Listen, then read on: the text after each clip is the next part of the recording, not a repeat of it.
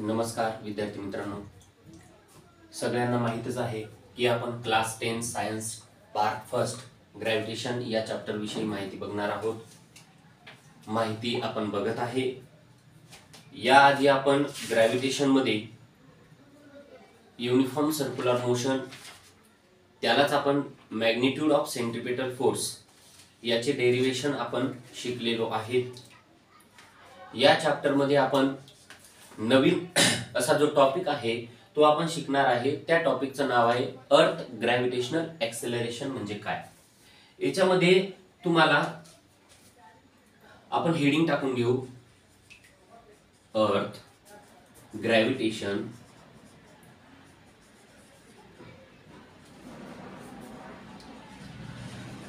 Acceleration.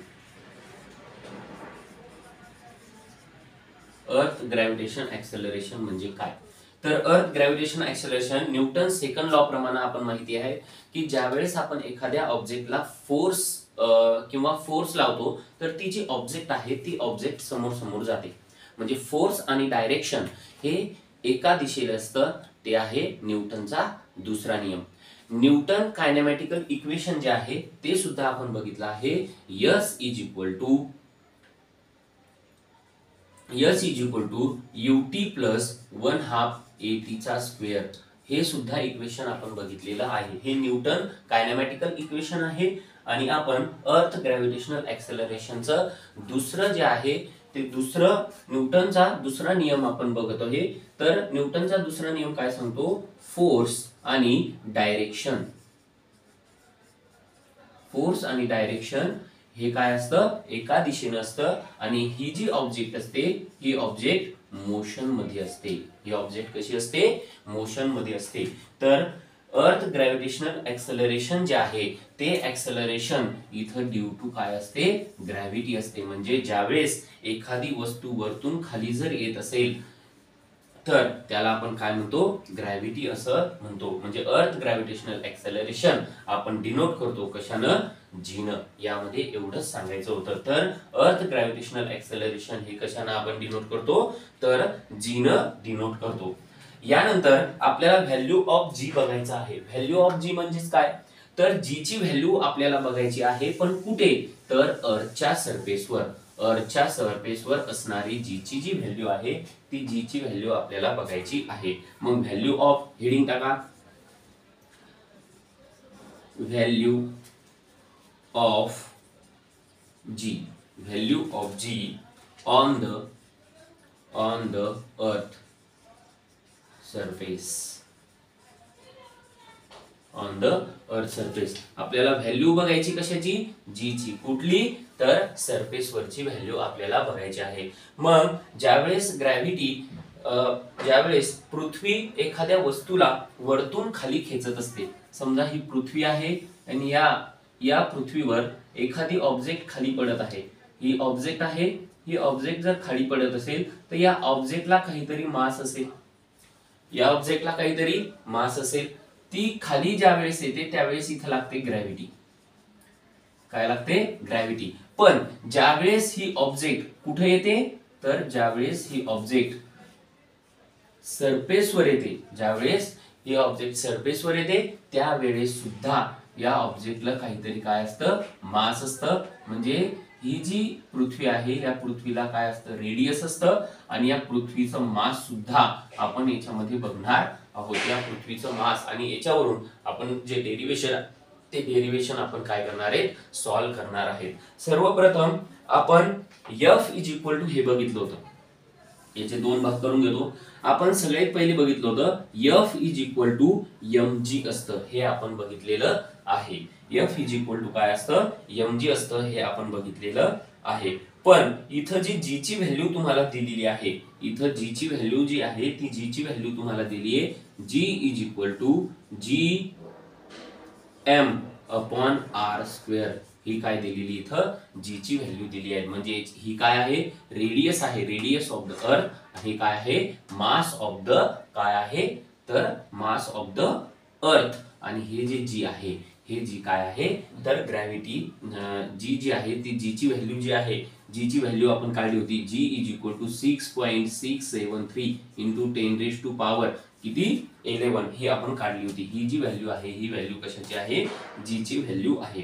याच्यामध्ये तुम्हाला मग या जीच्या ठिकाणी काय टाकायचं तुम्हाला ही जी टाकायचं आहे F is equal to M किंवा असं करा F is equal to G M M upon R square. हे झालंय तुमचा काय तयार फॉर्म्युला तयार झाला. फक्त आणि फक्त आपल्याला काय काढायचंय मग जी काढायचं. हे तुमचा जो तो फॉर्म्युला आहे तो फॉर्म्युला ऑलरेडी पण आपल्याला काय काढायचंय G is equal to G M upon R square हे आपल्याला काढायचंय कारण जी ची व्हॅल्यू आपल्याला काढायची आहे म्हणून G is equal to G M upon R square इथं आपण करणार आहोत G M upon R square. मग इथं घ्या यम जे आहे यम इथे येणार कॅपिटल यम इथे येणार म्हणजे mass of the earth. Mass of the earth तुम्हाला याच्यामध्ये दिलेले mass of the earth 6 into 10⁻24 kg आणि तुम्हाला रेडियस दिलेली रेडियस ऑफ अर्थ 6.4 इंटू 10⁻6 एवढी तुम्हाला काय दिलेली आहे तर ही व्हॅल्यू दिलेली आहे ही दिलेली आहे तुम्हाला रेडियस आणि हे मीटर मध्ये आणि हे केजी मध्ये. आता हे सॉल्व करायचं आपल्याला. चला तर सॉल्व करूयात. G is equal to G capital M upon R square. G is equal to capital G काय दिलंय कॅपिटल जी माहिती आपल्याला तर 6.67 इंटू 10⁻⁻ काय दिले -11 इंटू 6.4 इंटू 10⁻⁻ किती दिलेलं आहे नाही मास दिलेलं आहे ना 6 इंटू 10⁻24 आणि रेडियस दिलेली आहे. रेडियस किती दिली तर 6.4 इंटू 10⁻⁻ किती दिलेली आहे 6 आणि याचा काय केलेला आहे स्क्वेअर केलेला आहे. जर आपण हे सॉल्व केलं तर हे ज्यावेळेस आपण सॉल्व करतो त्यावेळेस g is equal to 6.67 into 10⁻⁻11 into 6 into 10⁻24 आणि हे ज्यावेळेस आपण सॉल्व करतो त्यावेळेस 6.6 चा जर स्क्वेअर आपण केला तर तो तुम्हाला येतो 40.96 इंटू 10⁻⁻ आणि याचं काय असते याचं मल्टिप्लिकेशन असते. इथं किती झाली मग 12. तर हे जर आपल्याला सोडवायचं असेल तर सोडवू जी इज इक्वल टू मग हे सोडवा ठीक आहे हे आणि या 6 आणि हे 6 जवळ जवळ घ्या आणि -11 आणि +24 हे जवळ घ्या म्हणजे 6.67 इंटू 6 इंटू 10⁻⁻11 +24 आणि इथं घ्या 40.96 इंटू 10⁻12. आता इकडं सोडव हे लिहून घ्या किंवा स्क्रीनशॉट काढून घेतला तरी चालेल. त्याच्यानंतर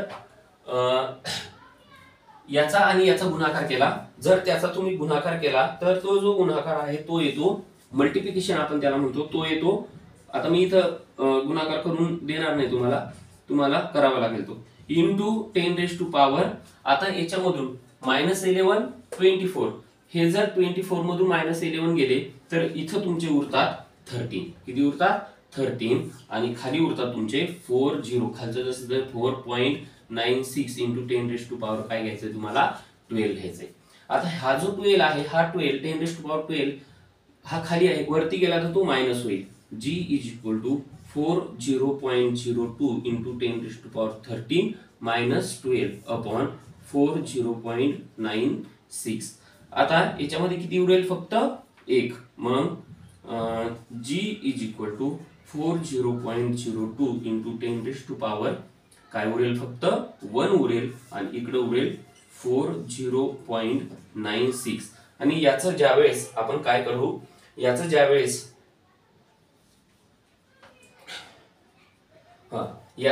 आपण डिव्हायडेशन करू त्यावेळेस जी ची तुम्हाला व्हॅल्यू येईल, जी ची व्हॅल्यू येईल तुम्हाला 97.7 इंटू 10⁻⁴ येईल. आणि हा जो 1 आहे, ज्यावेळेस आपण एखादी व्हॅल्यू इकडे सरकवतो त्यावेळेस ती मायनस होते आणि इकडे सरकवतो नाही प्लस होते आणि इकडे सरकवतो त्यावेळेस ती काय होते, मायनस होते. मग आपल्याला जी व्हॅल्यू आहे ती व्हॅल्यू काय करायची, आपल्याला अलीकडे सरकवायचं. 9.9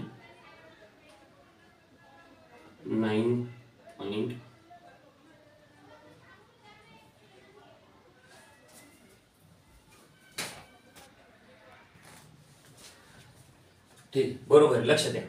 तर g is equal to 14.02 into 10⁻⁴ upon 14.96. आता हे जे 10⁻⁴ आहे हा जो पॉइंट आहे हा पुढे सरकवायचा आणि हा जो 1 आहे हा काय करायचा, मायनस. म्हणजे ज्यावेळेस आपण पॉइंट पुढे सरकवतो त्यावेळेस आपण मायनस करतो आणि ज्यावेळेस पॉइंट अलीकडे घेतो त्यावेळेस आपण काय करतो, वरती प्लस करतो.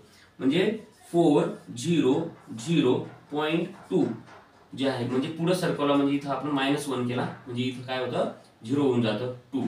आणि खाली जे आहे ते खाली काय उरतं, तर 40.96. आणि याचा ज्यावेळेस तुम्ही गुणाकार केला त्यावेळेस जी ची व्हॅल्यू तुम्हाला 9.77 मीटर पर gravity metre per second square ही जी आहे ही तुम्हाला काय मिळते, तर जी ची व्हॅल्यू मिळते. म्हणजे G is equal to gravity 9.77 metre per second square ही जी व्हॅल्यू आहे ही व्हॅल्यू तुम्हाला काय होते, मिळून जाते. तर हे जे आहे ही value of G on the earth surface. आणि याच्या अगोदर तुम्हाला सांगितलेलं आहे की याच्यामध्ये आपण न्यूटन्स चे जे ग्रॅव्हिटेशनल ऍक्सेलरेशन आहे ते सुद्धा याच्यामध्ये तुम्हाला मी सांगितलेलं आहे. तर आज एवढंच. थँक्यू, धन्यवाद.